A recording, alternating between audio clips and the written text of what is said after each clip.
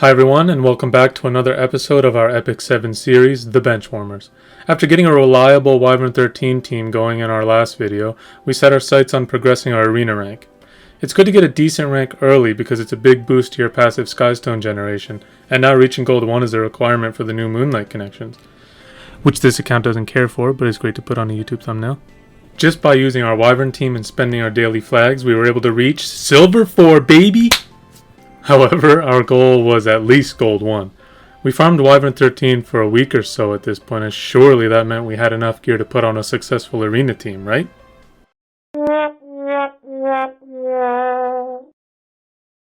The easiest option was to put together a cleave. For the cleaver role, we picked Carrot. She isn't exactly a benchwarmer at this point with how popular she has been after her buff, but she's still a 3-star. After looking over the roster of available 3-stars and scanning it for potential cleavers, then looking over our acquired gear, then at our gold 1 goal, she had to be the one. Not only is her damage output high, but she can cleave with less stat investment, and she has a lot of synergy with other 3-stars. We'll surround her with benchwarmers either way. Shout out to this Reddit comment in our thread that also suggested that we use her for a video like this. Thanks, Tefrauf. Sorry if I've butchered it. Alright, now we've got a cleaver. We're going to need some way to guarantee that she gets her turn. For this, we chose Judith. Judith has good base speed, a decent CR push, and a sometimes clutch skill 1 stun. More importantly, she requires almost no investment compared to a character like Ruzid, who would also be another strong option that we'll probably build later. Judith can be left at level 40 and do everything she's supposed to do. For the third slot, we picked Hazel to give Carrot a greater attack buff and allow us to attack teams that would require some sustain to beat. Carrot is enough for most teams this early in Arena, so surrounding her with supportive characters will allow us to beat teams we might not otherwise be able to. And last but not least, Basar, who would push the enemy team back and dispel any potential immunity. We 6-starred Carrot, completed her specialty change, completed Hazel's specialty change, and awakened our gang just enough to get the speed upgrades where we can and slap some gear on them. We wanted to try the team out to make sure it works, but due to lack of gear, we had to steal some gear from our Wyvern team. They'll get it back after the proof of concept test runs though. With this team, the basic idea is to go after teams that we know we can outspeed with our scuffed Judith that we were able to get to a blisteringly, soul-crushingly, practically warp speed of 229. Judith will have the most speed, go first and boost everyone, then Hazel will go next and give a greater attack buff to Carrot. Your auto will dispel any buffs and push back the enemy team, then Carrot finally will finish them off. This team was able to reach gold 5. Once we started seeing more water heavy teams that had Crows and Angelicas, as well as some Arby's and Revive comps, we were running out of options we could reliably attack.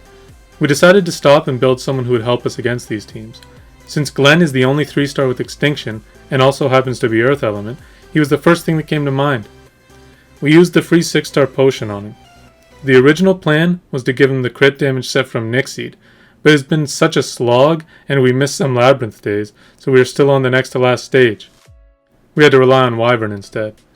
Speed gear would make him easier to tune for only one booster anyway, and most Arby's aren't tanky enough at this rank to worry too much about. With another week of farming Wyvern under our belt, we were able to give the gear back to our Wyvern team and get new gear specifically for the arena team without stealing anything. Having the extra team member helped out a lot, although the 4th team slot got changed a lot depending on what we were attacking. Most of the time we'll be using Glenn here to allow us to attack Arby's and Revive comps. Sometimes we'll just throw our Momo in, if the extra sustain will give us an easy win. Hirato if we want an extra Taga Hells, and think we may need his strip. Or even any of our Wyvern DPS units if the enemy comp suits an ice damage dealer.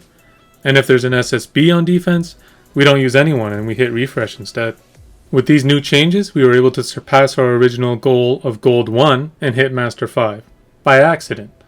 We didn't actually notice that we hit gold 1 and kept going. Hopefully this video gives some insight into getting higher in arena and helps people get their Arby's. In the meantime, here are some tips that we use to get here for any newer players watching. Number 1. Identify quickly what your team can win against and what it can't. For example, from our team, if a team has SSB with another priority threat in it such as Arby, pretend like it's not even an option. Number 2.